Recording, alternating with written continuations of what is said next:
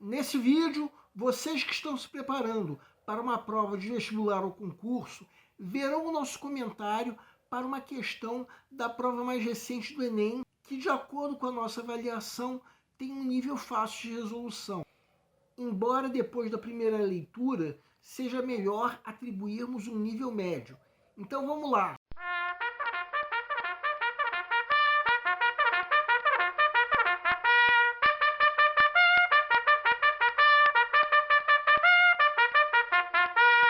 Olá pessoal, eu sou o Pedro Grandão, professor de língua portuguesa formado pela PUC do Rio de Janeiro.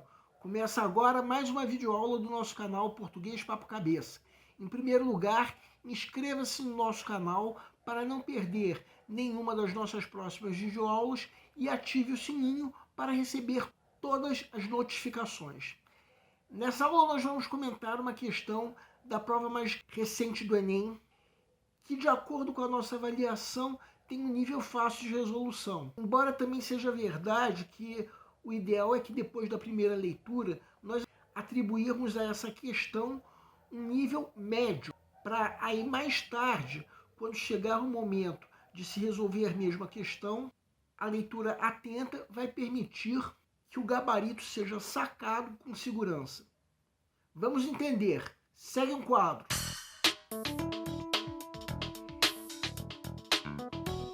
Enem 2023.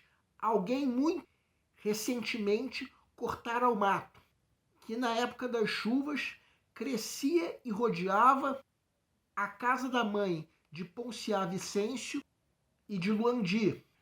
Havia também vestígios de que a terra fora revolvida, como se ali fosse plantar uma pequena roça. Luandi sorriu, a mãe devia estar bastante forte, pois ainda labutava a terra. Cantou alto uma cantiga que aprendera com o pai, quando eles trabalhavam na terra dos brancos. Era uma canção que os negros mais velhos ensinavam aos mais novos. Eles diziam ser uma cantiga de voltar, que os homens lá na África entoavam sempre, quando estavam regressando da pesca, da caça ou de algum lugar. O pai de Luandi, no dia em que queria agradar a mulher, costumava entoar aquela cantiga ao se aproximar da casa. Luandi não entendia as palavras do canto. Sabia, porém, que era uma língua que alguns negros falavam ainda, principalmente os velhos. Era uma cantiga alegre.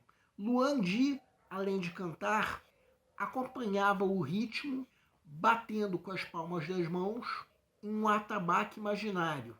Estava de regresso à terra, estava em casa, chegava cantando, dançando a doce e vitoriosa cantiga de regressar. A leitura do texto permite reconhecer a cantiga de voltar como patrimônio linguístico que a. representa a memória de uma língua africana extinta. B. exalta a rotina executada por jovens afrodescendentes. C. preserva a ancestralidade africana por meio da tradição oral. D. resgata a musicalidade africana por meio de palavras inteligíveis. E. remonta a tristeza dos negros mais velhos com saudades da África. Peço para que deem uma pausa antes de ser dado o gabarito. O gabarito é letra C. A pergunta do enunciado é: o que a leitura do texto permite reconhecer sobre a cantiga de voltar como patrimônio linguístico? Vamos supor que você esteja na fase de pré-leitura da prova, a fase em que, de acordo com o método que nós já propomos em outra videoaula, o candidato está fazendo uma leitura prévia da prova como um todo, a fim de avaliar o grau de dificuldade de cada questão. Aí chega nessa questão: será que nós conseguimos eliminar qualquer uma das alternativas com segurança? Eu diria que não, porque, no fim das contas, essa é apenas uma das questões que nós temos para ler e avaliar o grau de dificuldade. De qualquer maneira, eu acho que seria coerente se atribuir um nível médio. Acho isso pelo seguinte: acabamos de ler o texto e notamos que ele fala sobre um dia na vida de uma família da roça, em que uma cantiga, que o texto chama de cantiga de voltar, foi cantada pela mãe da família. E a pergunta é sobre o que se pode dizer dessa cantiga como patrimônio linguístico. Depois de nós lermos tudo pela primeira vez, a alternativa C já fica com aquele cheirinho gostoso de gabarito. Só que é um cheirinho gostoso que, como nós já mostramos em outras videoaulas, às vezes engana. Porque muitas vezes o candidato pode ser enganado por questões traiçoeiras, digamos assim. Depois da primeira leitura, nós também conseguimos perceber que mais tarde, quando nós fizermos uma leitura cuidadosa, o candidato vai poder entender o porquê do gabarito, bem como o que está errado em cada uma das outras alternativas. Então, a nossa sugestão é marcarmos uma pequena seta ao lado da alternativa que nós achemos que é o gabarito. E aí nós atribuímos um nível de resolução médio, digamos assim, por desencargo de consciência. Agora vamos supor que chegou o momento de se resolver mesmo a questão. Sugiro então dar uma pequena pausa para ler o texto com calma, só que agora se concentrando na pergunta do enunciado. Ou seja, o que se pode dizer da cantiga de voltar como patrimônio linguístico? A partir desse trecho que nós estamos destacando agora em vermelho, nós notamos que a mãe, que acabara de cantar a cantiga de voltar, disse que ela aprendera com o pai na época em que trabalhavam na terra dos brancos. Por aí nós entendemos que essa mãe, assim como o próprio pai, que nós entendemos que é o avô da família, eram escravos no passado. Continuando a leitura, nós vemos que os negros mais velhos ensinavam essa cantiga aos mais novos. Por aí nós já temos quase certeza de que o gabarito é letra C. Reparem como essa alternativa diz em outras palavras o que está destacado em vermelho. E à medida que nós prosseguimos a leitura, encontramos ideias que chegam até a reforçar isso que está na alternativa C. Ou seja, a ancestralidade africana é preservada exatamente através disso que está agora sublinhado. Uma preservação por meio de oralidade, já que a mãe da família havia aprendido com o próprio pai, além de ser ensinada pelos mais velhos aos mais novos. Então a alternativa C só perderia a condição de gabarito se o texto em algum momento negasse tal ideia.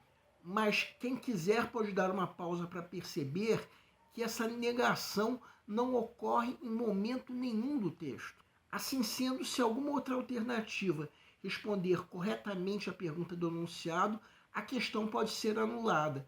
Mas não, as alternativas A e D cometem o erro da contradição, que é a geração de ideias que estão em desacordo com o texto, enquanto que as alternativas B e E cometem o erro da extrapolação, que é a geração de ideias que estão ausentes no texto. Vamos começar entendendo o erro da alternativa B. O texto não menciona isso em lugar nenhum, que a cantiga exaltava a rotina de jovens afrodescendentes.